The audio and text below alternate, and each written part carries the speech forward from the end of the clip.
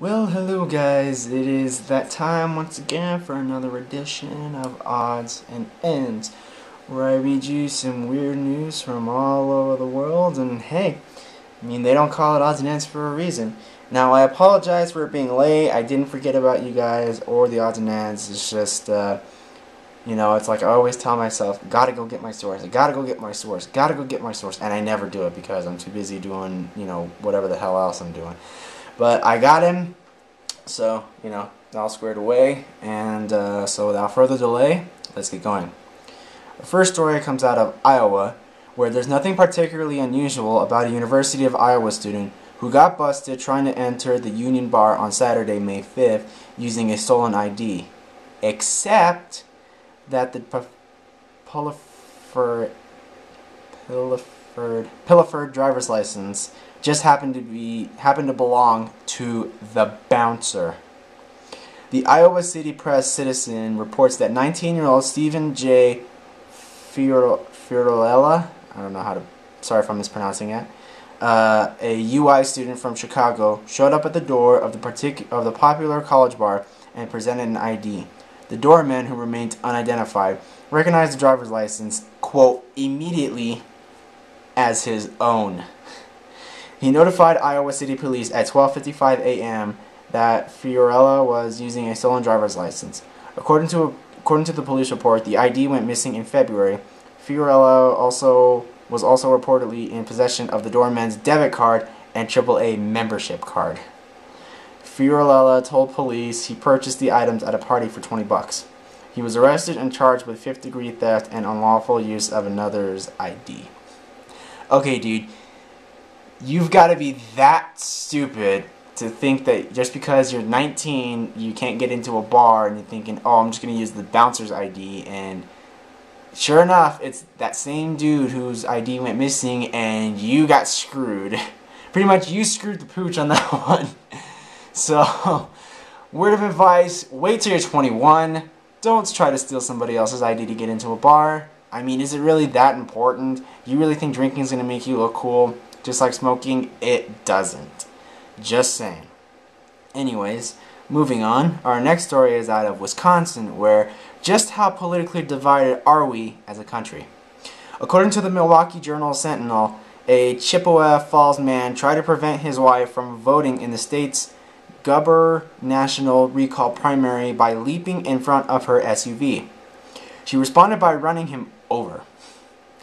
Police say Jeffrey Rattle was arguing with his wife, Amanda Rattle, on the afternoon of Tuesday, May 8th, over how she planned to vote in the recall. Amanda Rattle, it seems, was in favor of the effort to unseat GOP Governor Scott Walker. Jeffrey Rattle, on the other hand, opposed the efforts. When his wife attempted to drive to a neighborhood police station, Mr. Rattle stood in front of her vehicle. She reportedly used the Dodge Durango to, quote, nudge him several times. Each time, Mr. Rattle would, quote, retreat and reestablish his ground. According to the police report, eventually, Amanda Rattle tried to drive around her husband, but he leaped in front of the SUV and was hospitalized for injuries to his head, neck, and back. Police told Journal-Sentinel that this wasn't the first time they had been called to the couple's house, and they believe the two were separated. Governor Walker, by the way, survived against his Republican primary opponent and will go head-to-head against Democratic Milwaukee Mayor Tom Barnett in June. Okay, dude, why in the world are you stupid enough to prevent your wife from seeing the things you see and the way she sees it? Everybody has their own mixed opinions, Democratic or Republican. You can't force someone else to be Republican, or you can't force someone to be Democratic. That's how the world goes. But you've got to be that stupid to, try to force your wife to vote the way you think the way things should be, and yet you think that just because if you stand in front of an SUV, you think it's going to stop her. And of course, we all know that SUV has more power than the single man, and you pretty much got screwed right there.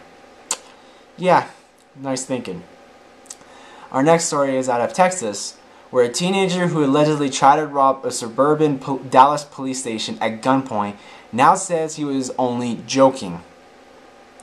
Keithan Manuel, 18, entered the Wilmer police station with a white towel draped over his hand.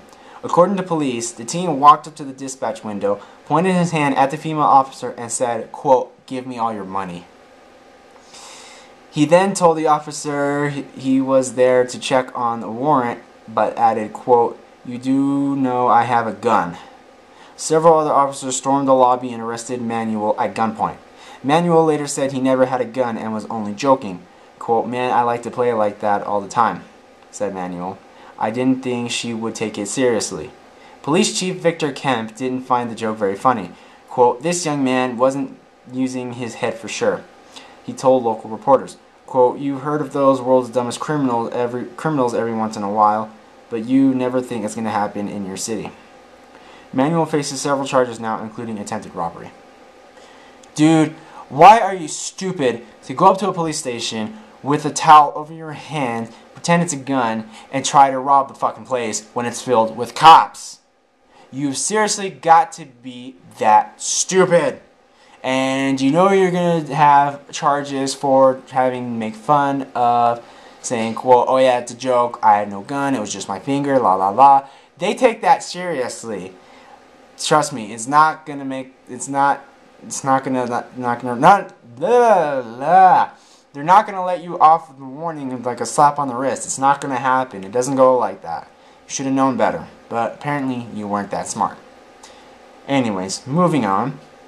Our final story comes out of Nebraska, where self-styled, quote, entrepreneur Tyler Gold has legally changed his name to Tyrannosaurus Rex. Gold appeared in court in rural York, Nebraska on Monday, May 7th, to argue his name change petition. According to his official statement, the 23-year-old businessman explained, quote, "As an entrepreneur, name recognition is important, and the new name is more recognizable." Plus, he added, "It's, quote, cooler." After asking Gold to confirm that he was not changing his name in order to hide from law enforcement or creditors, quote, Judge Alan Glass granted the request. Gold's full legal name is now Tyrannosaurus Rex Joseph Gold. In his court filings, Gold did not specify what business he was in. I give props to you, dude. You have officially changed your name to Tyrannosaurus Rex. How awesome is that?